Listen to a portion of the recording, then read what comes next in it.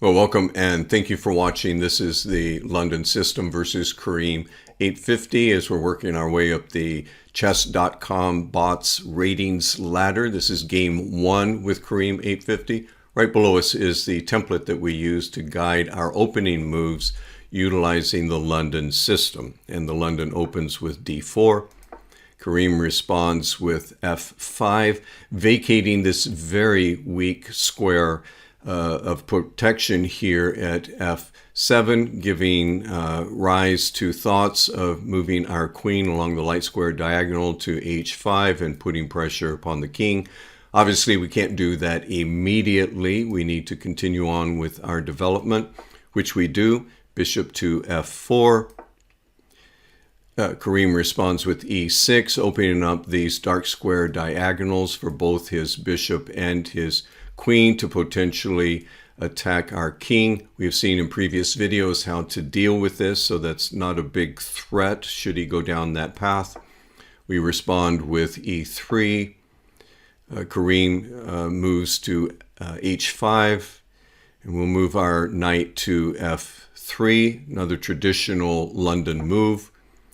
Rook to h7, not exactly sure why, but that's the opening move. Please note that our opponent is not moving any of these minor pieces and developing those, which is going to give to us an advantage within the development.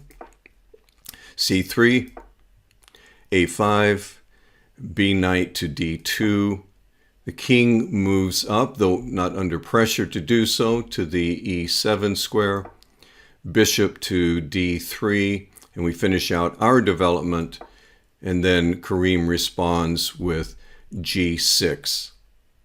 So now at this point, we like to take a look at the potential attacking lines that we have of our pieces. Light square bishop, knight to e5, dark square bishop along these lines. We could utilize our pawns to move forward potentially, and then maybe bring our rook behind those. We could castle at some point. We have the queen along the light square diagonals as well. So all of these are potential attacking lines, and we just need to see how the game unfolds in order to see which one is most advantageous for us.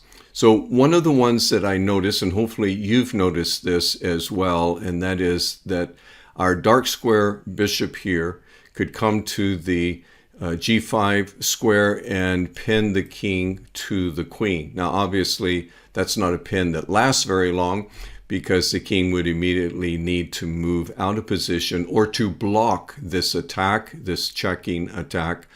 And so as we progress, that's what I did. King is in check. The simple move for Karim to make is just to move this knight up to f6. However, that's not what Karim chose, but rather to move the king to d6, exposing this diagonal on the dark square from our bishop to his queen, and so we will capture.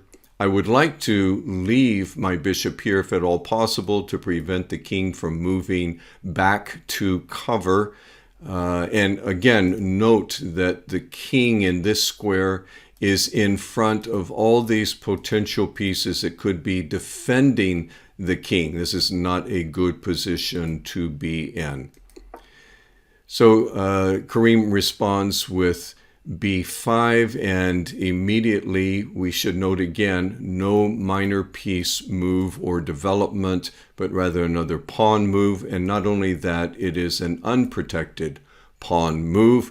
We can easily move in and capture this pawn at the b5 square. And so now we're beginning to mobilize our pieces to surround the king where he is at currently on the 6th rank.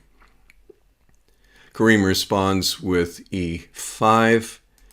We're going to respond with knight to c4, putting the king in check and causing the king to actually move at this point. The king moves forward now to the 5th rank, getting further away from these pieces that potentially could protect the king. And now we look at what our opportunities are from here. And I chose to move the queen to d3 and begin to reinforce potentially this diagonal attack against the king. Karim responds with knight to e7. And I'm going to respond with knight to b6, putting the king not only in check through the knight, but also through the queen. So once again, we are getting to a place of surrounding our opponent's king. Karim moves back to d6.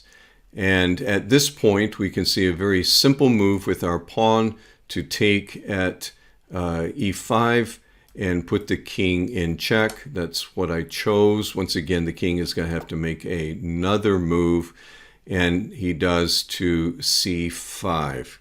Now remember, at this point in the game with the king at c5 that I was looking at, okay, is there a one move mate here that I could do? And maybe moving the queen to this square, or maybe two moves. Can I bring the rook over this way? And nothing that I saw was very advantageous. However, if you do note by moving the knight to b6 that I'm automatically in a position to attack both the rook and the bishop. And so I seriously started looking at either one of these, really targeting the rook. But I also thought, you know what, let me just do this little exercise that I have shown you before, and I call it the octagon of influence for these knights. And looking at this, certainly attacking the rook is potential, attacking the bishop as well. Probably moving here and attacking this isn't the best choice, nor is coming to the d5 square the best, nor is coming down here to c4, blocking my queen from having some kind of influence. So, then I considered this square, and I thought, well, at least that gets me out of the way of the attack of the king. But I'm not really actually taking this piece, and that's really what I wanted to do. But as I looked at this, I realized something that kind of dawned on me, and that is if I move the knight back to a4, the game is over. So this is one of those checkmates that I just kind of fell into, not necessarily by intellectual planning, but just by, okay, what are my move options? And okay, I could move there. Oh, wait a minute. I could move there and the game's going to be over. It was more like that process of understanding. And that's fine, because that's where I was in my development at the time of playing this game. As we continue to develop and move up the ratings ladder, we begin to see more of the chessboard, as well as begin to picture how these moves can work together, and we actually can cognitively make these assessments and moves. So certainly part of chess experience is training your eye to see what's on the chessboard, as well as your mind to see potential patterns that could work together,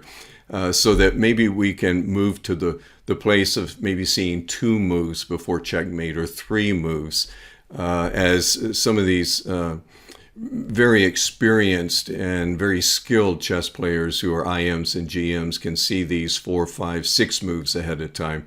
We're not quite there yet. That's okay. We hopefully will get to a place to where we can more effectively, again, see the chessboard, and our minds can see the patterns that would work together. So I hope you've enjoyed this video and have learned a lot. Please review this game as well as some of the others if you need to. We're going to move on to the London versus Karim 850 Game 2. So again, thank you for watching. See you in the next video.